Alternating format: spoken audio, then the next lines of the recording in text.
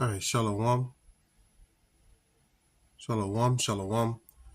Before I get started, I want to start off by giving all honor and glory to Yahweh, Bahashem, Yahweh Shai, Bahashem, Harakah, Kwadash, Langulam Yum. Double honors to my apostles and elders at Great Millstone. Shalom to the elect, the ones out there who are doing this work diligently, and chiefly keeping the faith, making your calling and your election sure.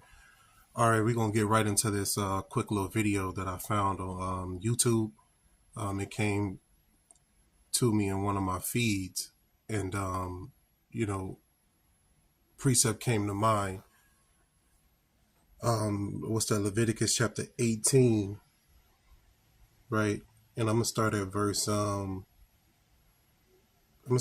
15 because that's the point. But really, I could start up because when you go to Leviticus chapter 18, it lets us know the law, right? It lets us know some of the laws that we supposed to keep. And one of the laws we supposed to keep is Leviticus chapter 18 and verse 15, which says this. It says, "Thou shalt not uncover the nakedness of thy daughter-in-law. She is thy son's wife. Thou shalt not uncover her nakedness." So what is that going into? All right, that's going into you sleeping. If you are a dad or a father and you end up sleeping with your son's wife, that's uncovering her nakedness. And, the judgment for that is death. All right. The wages of sin is death. Okay. And this video right here shows you a clear example of, the consequences for breaking this law. Okay. Now, this is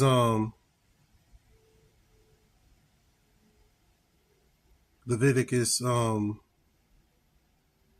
18 and verse 15. Once again, "Thou shalt not uncover the nakedness of thy daughter-in-law.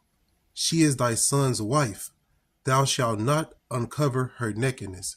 Now let's get into this video to see the judgment. This is why you're supposed to fear the Lord and try your hardest not to offend. Hold on. This is my good. Oh, my. Go.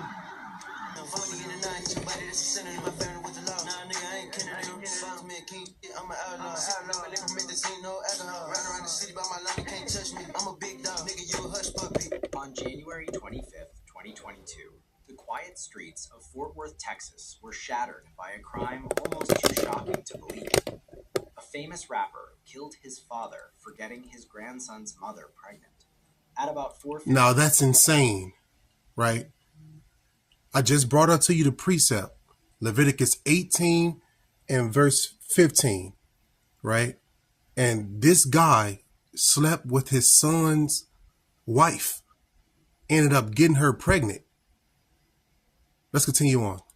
5 p.m. that day, 47-year-old Kevin Brown Sr. was shot in the head while checking his mailbox on Beacon Way.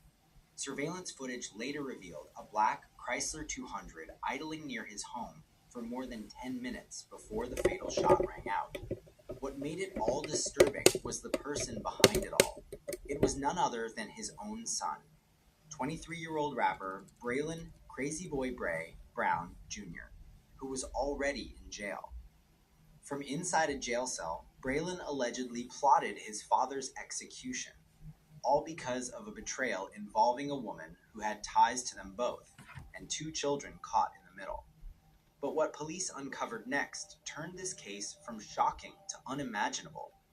This is the life and death of Kevin Brown Sr. and the betrayal that tore his family apart. Fort Worth, one of Texas's largest cities, is known for its blend of cowboy culture, arts, and thriving businesses. Yet beneath its growing reputation lies a darker side, violent crime.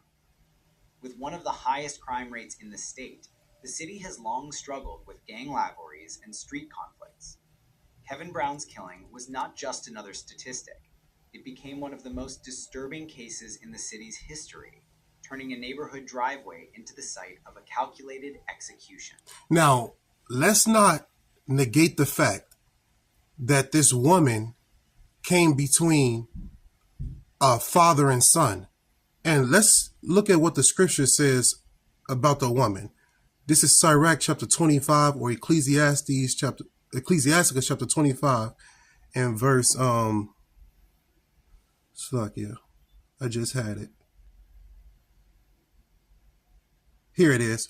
Sirach 25 and verse 13. It says, give me any plague but the plague of the heart, and any wickedness but the wickedness of a woman. Okay. Hey, this speaks volumes. All right. This speaks volumes.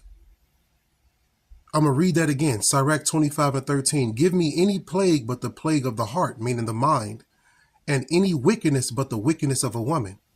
You see? Kevin Brown Sr. was born in 1974. Much about his life has not been widely documented on the internet, and the details available are limited. What is known is that by the time he reached his late 40s, he had worked hard to provide for his family. Those who knew him remembered him as a father trying to keep his family stable, even when challenges were never far away. But his story would not be remembered for his work or his home life. Instead, it would become forever tied to the actions of his own son. A son who's... No, his actions as well, right? If our people had the wisdom, knowledge, and understanding, he would have known that it's against the Lord to sleep with your son's wife. It's against the Lord for a son to sleep with his father's wife, right? If they would have had the wisdom, this wouldn't have happened. Okay. But since the father slept with his son's woman and got her pregnant, of course it's going to draw a line in the sand. Of course it's going to be some death behind that. Emotions are involved, right? Path had been marked by music, gangs, and violence. That son was the 23-year-old rapper Braylon Crazy Boy Bray Brown Jr., who was already in jail. Come on. Actually, get this on the ground. Actually, on your ground. That's his daughter right there. So his father slept with his baby mama and got a daughter, I believe, or a son. We're going to get into it. So now that both of the kids are now cousins, they're now, one of them, like the youngest one is now the uncle of her. Like, it's all confusion. You got a song. You got me. Love. Tell me when you ready. You know what I'm saying? Yeah. I want to be. It's my daughter. This ain't no picture. Just say, hey, say this my dad. This is my daddy. Say this what we do. That's what you do. You know what I'm saying? Tell him the artist from the west side. West side. Say he's the artist from the west side. Over the west side. On the surface, he appeared to be a rising talent from Fort Worth. His raw lyrics and collaborations, including a track with Dallas rapper Mo3, pulling in millions of views. Much of his music centered on the harsh realities of street life, rivalries, and survival, echoing the world he was both a part of and trapped in. His verses often carried themes of violence, loyalty, and betrayal, resonating with some listeners while also reflecting the dangerous path he was walking in real life. These lyrics weren't just entertainment.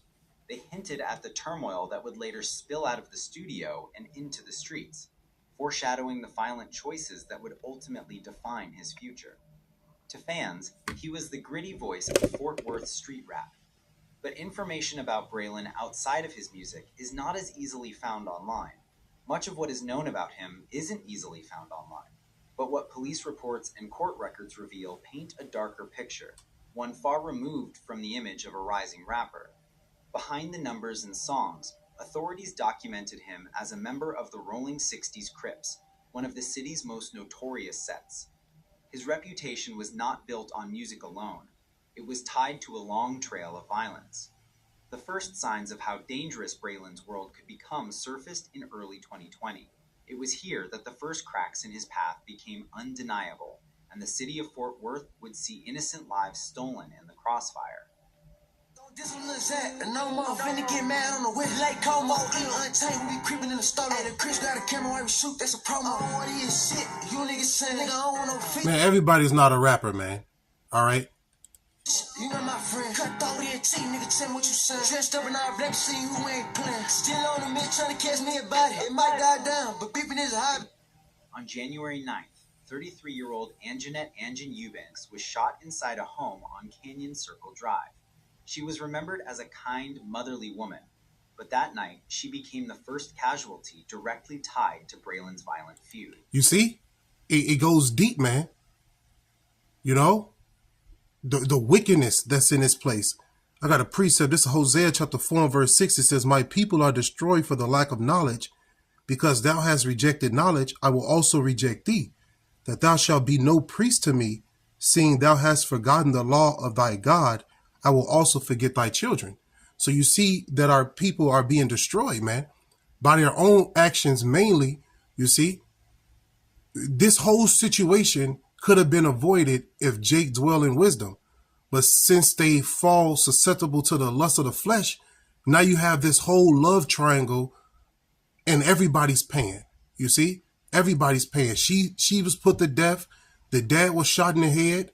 You know, let's continue on.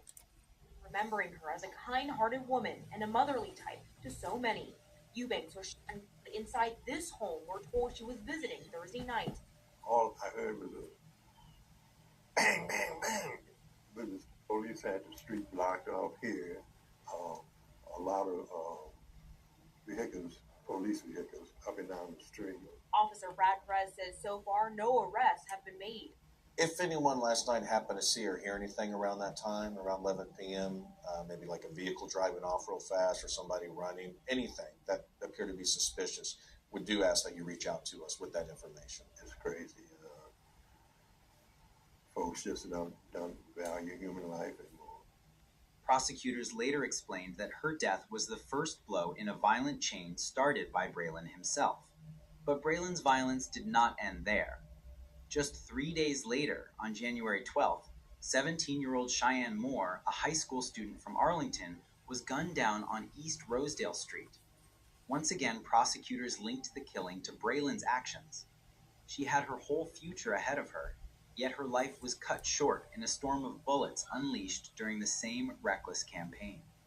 The back-to-back killings left the community stunned, and it became clear from the start that both tragedies stemmed from the violent path Braylon had chosen. According to testimony, both killings happened while Braylon and an associate, Adrian Robinson, were allegedly driving around looking for Channel 5 J-Dub, a teenage rapper caught in a feud with them. Robinson's girlfriend was said to be behind the wheel as the men searched for their target. But instead of finding him, they left behind two innocent victims, lives lost in a feud that had nothing to do with them. These moments acted as a warning, hinting at the scale of destruction that would follow.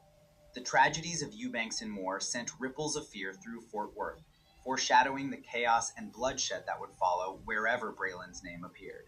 Right, because now you have 2/3 who are wicked. And I got this precept right here just to back it up. This is Isaiah 1 and verse 4. It says, "A sinful nation, a people laden with iniquity, a seed of evildoers, children that are corrupters. They have forsaken the Lord. They have provoked the Holy One of Israel unto anger. They are gone away backward." All right. That's how you know we're the Lord's people, because we fit the curses. You look around you in all the ghettos, it's the same thing happening over and over again. Our people are destroyed, man. All right. And they're destroying each other. Each killing showed how far the violence could reach and how quickly others could be pulled into its wake. The stage was set for even greater violence, and the name Crazy Boy Bray would soon be tied to even darker chapters of Fort Worth's history. That feud did not stop there, however. Only a month later, Channel 5 J-Dub himself was shot dead at just 17 years old. His body was found in a front yard, an AK-style rifle lying beside him. The killing set off chaos across Fort Worth, including a Mother's Day shooting at a public park where more than 50 rounds were fired and several people were injured. By that time, Braylon was already behind bars, charged in connection with the murders of Eubanks and Moore. So, of course, this is the build-up. So, let's continue on. Yet from jail, his presence lingered like a shadow. He released a diss track mocking J-Dub's death, a move that stirred even more anger and violence. That diss track may have kept his name alive in the streets, But outside the jail walls, another story was beginning to form. The months leading up to the next tragedy revealed a storm quietly brewing, one that would strike not at a rival, but within his own family. While Braylon sat in bars, his father, Kevin Sr., began a secret affair with Rebecca Shea Willis. Okay, here we go. On the surface, it might have looked like an ordinary relationship between a man and a woman, but there was a disturbing problem. Shea had already been in a relationship with Kevin's other son, Kevin Jr., and even had a baby with him. The situation crossed boundaries that never should have been crossed. Making matters worse, Shea later had a child with Kevin Sr. as well. She had once been with Kevin Jr. and then became tied to his father, which created a tangled and troubling dynamic. Why? Because the Lord said don't do that. It's going to cause confusion. I'm going to bring it out once again for those who wasn't here at the beginning. This is Leviticus chapter 18 and verse 15. It says, "Thou shalt not uncover the nakedness of thy daughter-in-law. She is thy son's wife.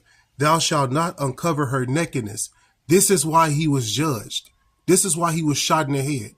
This is why things took place. It's spiritual before it's physical. People always neglect the spiritual. Her family, already scarred by the loss of Kevin Jr. during a robbery attempt, this revelation struck deep and reopened old wounds. To Braylon, it was more than a relationship. It was an unforgivable betrayal. He could not accept the shame and anger it brought, and the bitterness ate away at him even while he sat in his cell. The feeling of being wronged by his own father pushed him toward a horrifying decision, one that would leave his family broken forever. He began to describe his father as grimy, and from his cell he started to plot the unthinkable, the murder of his own father. Now that is grimy. That's grimy. All the women that's out here, you choose to lay with your son's woman. You know I'm gon' die about mine. I be getting hot to lay back on low.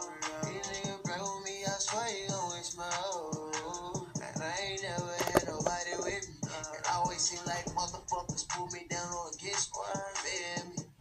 Why they had to take my brothers? Now I'm stuck off in the rain. Yeah, they made a nigga suffer. Speak on their name, we slang them cuffs. What started as anger grew into obsession. The betrayal festered until it became the only thing on his mind, and soon his thoughts turned into plans. From behind bars, where most would feel powerless, Braylon found a way to control events on the outside. He began laying out every step, convinced that only his father's death could settle the rage inside him. The plan was meticulous. That's the jealousy of a man, the rage of a man, when you mess with his woman. You see? Jail cell, Braylon broke it down step by step. First, he turned to Damon Mon Cotton, just 19 years old, and made him the one who would pull the trigger. Next came Cotton's girlfriend, Ashlyn Durham, who agreed to sit behind the wheel and drive the getaway car. Finally, there was Alexis Abeta, another girlfriend of Braylon's, who was tasked with buying the bullets and setting up key phone calls. Each role was clear, and each person had their part to play. From inside jail, Braylon sent instructions through his tablet and phone calls. He did not speak plainly. Instead, he used code. Guns were called controllers, and bullets were called pieces. Every message revealed how carefully he planned, even from a cell. Step by step, the plot took shape. Cotton was promised a payment of $2,000 to $3,000 for carrying out the shooting, a deal that bound him to the plan and gave the plot its final chilling edge. On the afternoon of January 25th, 2022, the chilling plan that Braylon was plotting happened. That day began like any other day, on Beacon Way in Fort Worth. The quiet neighborhood seemed calm, the kind of place where nothing unusual was expected. But beneath that calm, something dark had already been set in motion. Kevin Brown Sr. stepped out of his home just before 5 p.m., phone pressed to his ear as he slowly walked down his driveway. He opened the mailbox, found it empty, and shut the door, standing idly beside it. To him, it was a simple moment, but in truth, it was part of a carefully laid trap. Just a short distance away, a black Chrysler 200 sat waiting. The car had been idling for more than 10 minutes, its presence unnoticed by most. Inside, Ashlyn Durham gripped the steering wheel. Her boyfriend Damon Mon Cotton crouched in the backseat with a rifle at the ready. They weren't acting on their own. Their every move was guided by Braylon Brown's orders, echoing from behind prison walls. The setup was chillingly precise. Kevin's walk to the mailbox was not random. It was the cue they had been waiting for. Cotton leaned out from the rear window, and in an instant, the silence of the street was shattered. A burst of gunfire ripped through the air, so sudden and violent that neighbors froze in shock. One of the bullets struck Kevin in the head, killing him instantly. Brick fragments from the mailbox flew into the air as his body collapsed at the edge of the driveway. Within moments, the Chrysler sped away, leaving behind nothing but chaos and the eerie stillness that follows violence. Later, investigators uncovered what made this murder even more disturbing. The phone call Kevin had been on when he walked outside was no coincidence. From his cell inside Tarrant County Jail, Braylon had arranged a three-way call with the help of Alexis Abeyta. Through that call, Braylon directed his father outside, telling him to check the mailbox. Kevin, unaware of the danger, followed the words of his own son. At that exact moment, Cotton was waiting with his rifle. The ambush was carried out in real time, with Braylon listening as his plan unfolded. The pieces of the plot became clearer as the truth came out. Cotton pulled the trigger. Durham drove the getaway car. Abeyta connected the calls and even secured the bullets Cotton would use. But the mastermind was Braylon. From his jail cell, he had orchestrated every step, turning words into weapons. A father's life ended at his own mailbox, not by the hand of a stranger, but by the design of his son. Now, I got this quick precept. This is Luke chapter 12 and verse 53 in the KJV. It says, the father shall be divided. Now, this is in a red letter, by the way. So Yahweh Shai said this. Luke 12 and 53, the father shall be divided against the son, and the son against the father, the mother against the daughter, and the daughter against the mother-in-law against her daughter-in-law, and the daughter-in-law against her mother-in-law. You see, this is the time that we're living in. All right, division. Okay, when people hate each other, loved ones who were once loving, now they're cold, right? The scriptures let us know the love of many shall wax cold. Let's continue on. The shock of that betrayal left Fort Worth shaken, a city forced to reckon with just how far the cycle of violence had gone. The murder of Kevin Brown Sr. shocked Fort Worth, but what came after revealed just how deeply twisted the case really was. Detectives wasted no time pulling every thread they could find. They reviewed the neighbor's surveillance video frame by frame, tracing the Chrysler 200 with its bent fender and damaged tire. Real-time crime cameras across the city helped them track the car's movements, narrowing in on its owner and, eventually, on Ashlyn Durham and Damon Cotton. What began as a grainy clip of a car on a quiet street soon unraveled into a web of betrayal, money, and orders that reached straight into the county jail.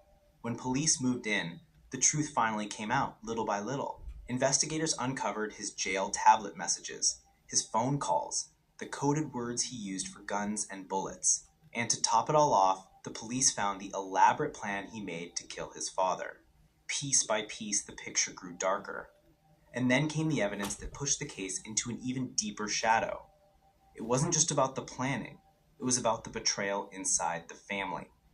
The police discovered that Kevin Sr. had been in a relationship with Rebecca Shea Willis, the same woman who had also been with Braylon's brother. There she go. She had children with both father and son. This revelation turned the case into something even more twisted, showing the painful betrayal that Braylon called grimy and refused to forgive. By the time the trials began, there was no denying what had happened. Cotton was sentenced to 65 years in prison for pulling the trigger. Durham and Abeyta faced their own charges for their roles in the murder. See, they all was destroyed. He got 65 years for killing him. He got no more than $4,000 for taking his life. And he gone for 65 years. With both women hoping their cooperation on the witness stand would reduce their sentences. And Braylon Brown? He was convicted of murder and given a life sentence. A rapper once known for his music and violent lyrics was now branded as the mastermind who had arranged his own father's execution from a jail cell. the community struggled to make sense of it. Kevin Sr.'s death was not just another statistic of gun violence. It was a father taken by his son, a betrayal that left neighbors and friends shaken. No, the first betrayal was him sleeping with his son's wife. All right, it was betrayal going on all around the board. You're not about to paint this guy that got shot in the head like he's a victim. No, he knew what he was doing. You're not a victim, man. You slept with your son's wife and you think you're just gonna just go about your life? You know, now you got a grandson and you got a son. And it's all from the same woman? That's wickedness.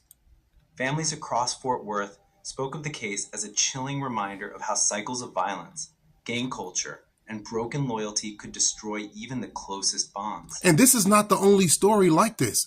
There's millions of stories like this. Jake is destroyed. To them, this was not just about one family. It was about the dangers that come when rage and revenge dictate the course of a life. And that's what you're going to get when you mess with a man's woman and you know she's married. You're going to get the rage of a man. You can sleep with that woman over and over and over again. He just got to catch you once and blow your brains out. You see? And that's a justified killing. That's a justified killing right there. If you sleeping with a man's woman and you know she got a man, you deserve to be put to death. You're hearing it live here. If you're committing adultery, you deserve to be wiped out. You deserve to get your brain blown out. Not just you, but also the woman that's doing it. All right? And that's in the law, man. Okay? Esau Edom give you time for doing that. In the scriptures, that's a justified killing. That's why we gotta get out this place, because it's wickedness, right? And it urges people, it forces people, it coerces people to do wickedness. For hip-hop, the story added to a growing list of tragedies where rappers and violence collided. Crazy Boy Bray's downfall became a cautionary tale, a reminder that the same energy put into music and image can turn deadly when mixed with real-life grudges. No, the Lord put the spirit on him to do that. Whether you like it, accept it, believe it or not. Let me get this for you. Because a lot of people blame the devil for things, right? But it's the Lord that does it all. This is the book of Deuteronomy, chapter 32 and verse 39. It says, "See now that I, even I am he, and there is no God with me. I kill and I make alive. I wound and I heal. Neither is there any that can deliver out of my hand." So the Lord is the one who do the killing, right? The Lord is the one who's wounded. So these people are nothing but mere vessels. You got to pay attention to the spiritual aspect of things. Okay, spirits latch on to people and cause them to do things, cause them to fulfill the will of the Father. All right. The spirit jumped on this guy, right? This rapper, to take his father's life, right? For committing that sin. And what is sin? Transgression of the law. I brought out to you the law in Leviticus 18 and 15, right? That father broke that law and he got judged for it by his son. This case stood as one of the most shocking, not only because of the crime itself, but because of who he targeted. A son, killing his father over betrayal and pride. Even now, the legacy of the case... Not over betrayal and pride. That's a deep scar. That's a deep wound. Your father laying with your woman, getting your woman pregnant. That's a heavy wound. That's not something that can be taken lightly. You know, y'all got to live in this triangle forever, this uncomfortable triangle forever, because of the decisions your dad made and your woman. Both of them, listen, there's certain things I can't say on YouTube, okay? But just know, this was not an unjust murder, all right? This was the Lord's hand in play. Kevin Sr. is remembered by those who loved him. He's remembered by being grimy, right? He's not loved in this. You think when the family found out he laid with the sons or with his son's woman, you think the family reverenced him? You think the family respected him? No, man. All right. Anybody in their right mind will not be okay with what happened. This guy slept with his son's wife got her pregnant. Now you have a grandson and a son, all tied with the same woman. Man, that's wickedness. Man who should have been safe in his own driveway. Braylon's locked away, serving a life sentence that closed the chapter on his career, but left behind scars that his family will never heal from. And Fort Worth carries... He was never going to heal from that.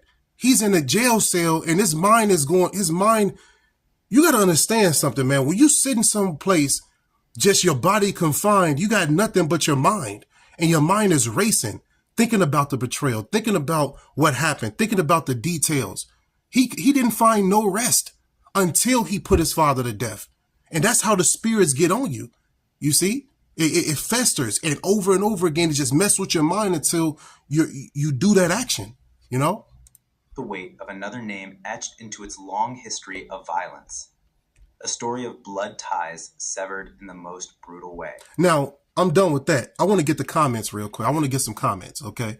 Now this one right here, Domestic Crime, this is a channel that I got the video from. Go ahead and subscribe to this channel if you want to. Domestic Crime. As you can see, I'm not subscribed. This just came across my feed and the Spirit jumped on me to do a lesson on it. It says right here, this dude questioned their build gaming. It says, nah, they father was disgustingly wrong for what he did. And that's just the facts. Shit hella dirty. And it is. It's dirty, right? It's dirty. Look, somebody said the dad caused his own death. His father crossed him first. You got people in the comments, if you can see this and it's not blurry, you got people in the comments literally blaming the dad for the things that he have done. Really, he's supposed to have the wisdom, the knowledge, right, to steer away from things like that and to teach his children to steer away from things like that. But you know what he did? He fell susceptible to lust. I know it's kind of blurry, Salakia, but he fell susceptible to lust. Now, watch this. It was a comment that caught my attention. Right here, it says, younger sibling is the older one's uncle. Crazy. You know, it says also brother. That's insanity. And cousin. You see, so that's all confusion, man. You know, that's all confusion. Somebody says, so the kid has an bro uncle. Man, this is wild, man.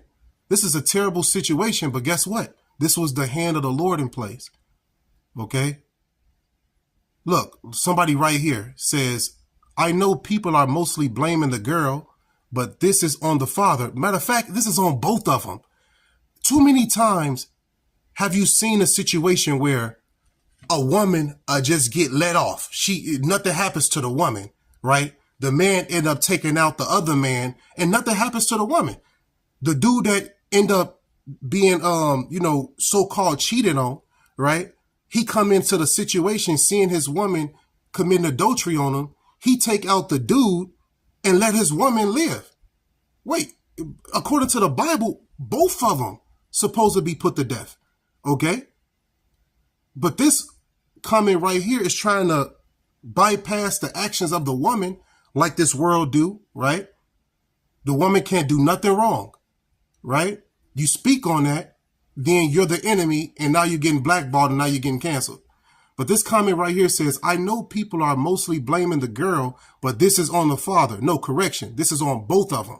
All right. It says he owed his son more loyalty than the girl. Shaking my head. I hate that he had that man killed, but then again, to some people, it's that deep.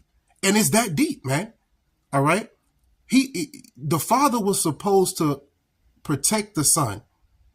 If you are a man, if you are a man or you a woman and you have children, your job is to protect that child from any type of hurt, even from you hurting them, you know. But you bring this child into the world, right? Y'all have a relationship and then you end up sleeping with his woman, end up getting his woman pregnant. Somebody said, this kid is living proof you could have your father in your life and you could still grow up wrong. Yeah, because his father was an idiot. He had no wisdom. He didn't have the truth. You see? So you can have your family in your life, but if they don't have the truth, if they don't have Yahweh B'Shem Yahushua, then guess what? They're going to lead you down a path of destruction, of death. All right.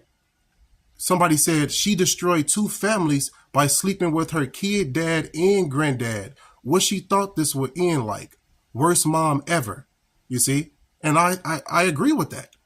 You know, because the common denominator in this situation was the woman.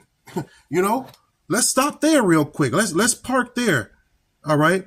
The common denominator, right? the common thing, if you will, between everyone was her. Okay. Was her. And the scriptures let us know about the wickedness of a woman. I brought out to you earlier a precept over in Sirach chapter 25, but I'm going to bring out another one. This is Sirach chapter 25 and verse 23. It says, a wicked woman abateth the courage, maketh an heavy countenance and a wounded heart. A woman that will not comfort her husband in distress maketh weak hands and feeble knees. And you see, this part of the video is not going to be popular. You see what I'm saying? Because you're talking about the woman now. Oh, don't talk about my mama. Oh, don't talk about my sister. Hey, man, we got to talk about these things because they're wicked, right? And we've been throwing their bullshit under the rug for too long, man.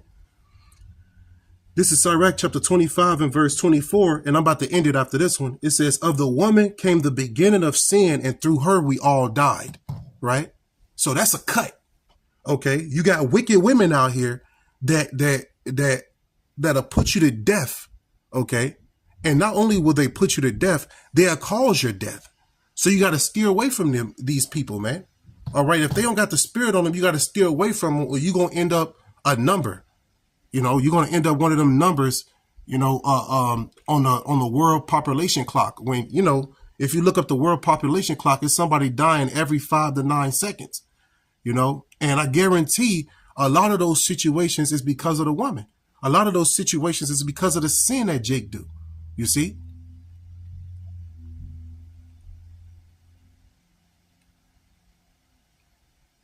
Somebody said everyone is criticizing the father, who was definitely a lowlife, but the girl was also complicit in her behavior, in my opinion.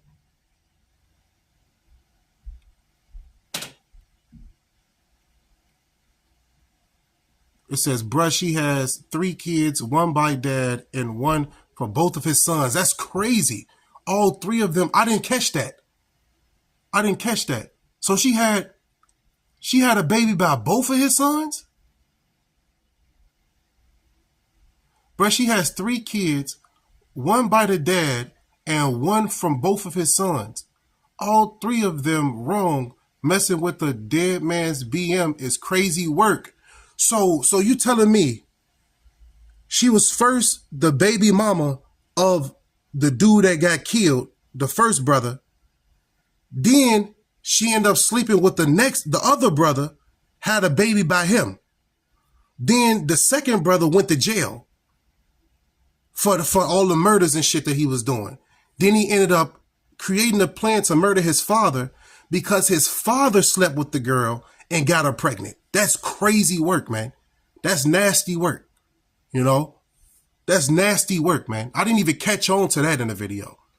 So you have the father and 2 of his sons got this one girl pregnant. The one son that's still alive end up hiring a hitman to kill his father for less than $4,000. Jake wicked, man. You know, Jake wicked. You got to stay away from these people. Matter of fact, I'm going to wrap it up with this one. This is 2 Timothy chapter 3. And I'm going to start at verse, let me see. So like here, 2 Timothy. Bear with me. I just had it. Here it is. 2 Timothy chapter 3 and verse 1. It says, this know also that in the last days perilous times shall come. When you go into that word perilous, it means dangerous. Verse 2, it says, for men shall be lovers of their own selves, right? That's what the father was. He was a lover of his own self. He cared about what he wanted instead of his children. It says covetous, right? You go into that word covetous, that's you wanting something that your brother have. That's you wanting something that your son have, you know? You covetous after that next man's woman, you know? That's what's happening in these times. That's how you know we're in the last days, because these are the characteristics of the individuals on the earth. It says boasters, proud, blasphemers, disobedient to parents, unthankful, unholy. You see? And these characteristics fit Jake, man. Fit 2/3 of our people like a glove. This is 2 Timothy 3:3. It says, without natural affection. You see, the dad in this situation, the father in this situation, he was without natural affection. He didn't care about his son. The woman in this situation, she was without natural affection. She didn't care about the relationship she had before sleeping with her baby daddy, her second baby daddy's father. Because she had remember, she slept with the first brother, he ended up getting killed. She slept with the second brother, ended up getting pregnant by him, he ended up going to jail, then she slept with the dad. So she had 2 baby daddies before she slept with her third baby daddy, and they all was related. It says 2 Timothy 3:3, without natural affection, truce breakers, false accusers, incontinent, fierce, despisers of those that are good. Verse 4, traitors, heady, high-minded, lovers of pleasures more than lovers of God. And that's what you see all across the earth right now, especially in America. You got people who are lovers of pleasures more than lovers of God. This man got shot in his head by an orchestrated plan from his son in prison because he was a lover of pleasure more than a lover of God. You know, and we in 2025 right now, man. The truth is out here. All right. The people have neglected the truth, just like they neglected Yahushua in the past. They neglected the truth. And now we're going to see cases like this and even more destruction on the horizon, man. You know, so, and guess what? The prophets can't wait. I can't wait until all of this take place so we can get into the kingdom. I want all of this destruction to take place. I want Jacob's trouble to come. I want Esau, Edom to show his horns so we can get out this place. So we can finally kick our feet up in the kingdom and not have to worry about a nation coming against us. Not having to worry about us going into slavery again. That's what I want. All right. I'm tired of this place. Okay. The wickedness that we see here that happens with our people, father and son against each other, mother and daughter against each other. This is not going to happen in the kingdom. We're going to be one. The father is not going to sleep with the son's wife. The adultery is not going to take place amongst our people, man. We're going to be in order in the kingdom. But right now, it's nothing but death, curses, pain, turmoil that's happening to our people until the Lord come and deliver us, man. All right. So hopefully this was an edifying video. Hopefully this steers you away, right, from committing wickedness or committing adultery or committing any type of abominable acts. Hopefully this video inspires you to keep trusting in Yahweh Ba'ashem Yahushua, you know. So hopefully this was edifying. I'm going to end it by giving all honor and glory to Yahweh Ba'ashem Yahushai, Ba'ashem Harakah Kodash Laiwalam Yum. Double honors once again to my apostles and elders at Great Millstone. Shalom once again to the elect. Don't let your sins weigh you down. Don't let your iniquities lift up themselves. That's what they want to do. It's our job to repent and keep it moving through the spirit and power of Yahweh Ba'ashem Yahushai. Shalom Yahshua. On to the next one. Abba Baba.